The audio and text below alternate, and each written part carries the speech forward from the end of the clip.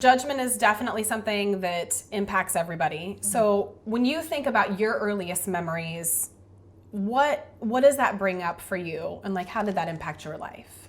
So when I was a kid, I was not athletic. So Cassie and I went to school together. She knows me from when I was young, and we played sports together, and I was a bench warmer. But my little brother and my dad were very athletic, very competitive. And so I sort of got thrust into that. And it's the nature of sports that it's competitive and you only get to play if you're good. Like, judgment is such an inherent part of that school experience or growing up experience. And it was always so negative for me because you are literally judged and given a value based on whether or not you have this innate talent. Because I believe that some of that is God-given, some of that is natural, and you can only learn so much. Yeah, I think it has to kind of already be in you a little bit. Yes. Yeah, I think there's a lot of truth to that. Yeah, I do not naturally possess that. I have many gifts. That is not one of them. So I remember being young and feeling less than because I was being forced into these activities that I just, for one, don't enjoy and am not good at. So it was something that when you're doing that as a young person, it teaches you and kind of trains your brain to be judgmental of yourself. That's like the narrative in your head. Because of those experiences, that creates that narrative in your head. If you were better, you could do better. It's like that. Also, we grew up in a small town. I don't know, Andrea, where did you grow up?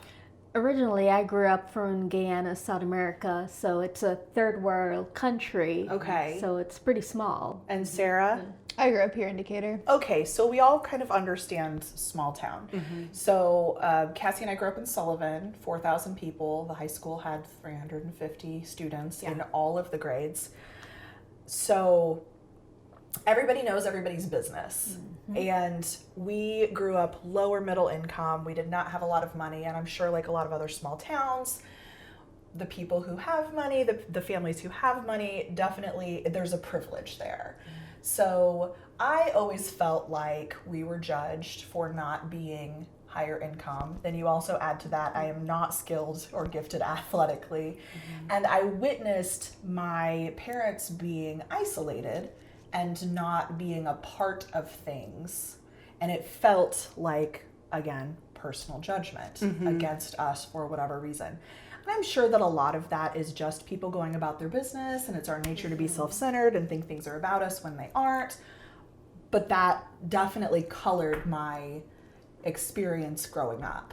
But I think that is a true thing, though. So I don't think that it's like, well, maybe I'm just like reading into this. I think that you see a lot of that, and I think that it does start at an early age. Like, those type of, even if it's little comments or maybe children that don't get invited to birthday parties or like little pieces like that, you start seeing that at a young age. But most of the time it's because adults are kind of, that's the narrative that the adults are kind of pinning onto kids, and then they're adapting with that. So I feel like it's a huge thing that it does have a huge impact on your childhood at an early age. And on a certain level, I feel like I'm glad that I had that experience.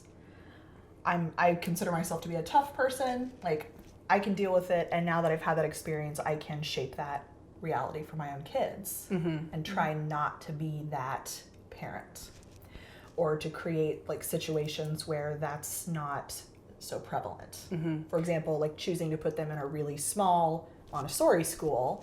So my kids are 4. I have a 4-year-old named Charlie and a 2-year-old named Jimmy, and they go to a private Montessori school where they have Jimmy has 3 kids in his class and Charlie has 10. But it doesn't feel like small town mentality. It's a private school. It's just different. And I get to be super selective about what they're exposed to, which is something that has always, since I was a kid, I knew would be important for my own parenting experience. Part of that's the control freak in me, but it is what it is. But I do think that the Montessori aspect, while it is a really small environment, because that's where Jack, my son, who's now 11, he started off there as well. To me, it really stemmed that it started him off with a place that it was like safe to be who you wanted to be, and to like not, and to actually be like a judgment-free zone, which, you know, all of us went to, you know, public schools, and that definitely is a very different environment from a judgment standpoint than what the kids are currently dealing with, you know, what our kids are currently dealing with right now. And you literally, in public schools, while we're talking about it, get graded and ranked. And I like that that's not a part of the Montessori experience.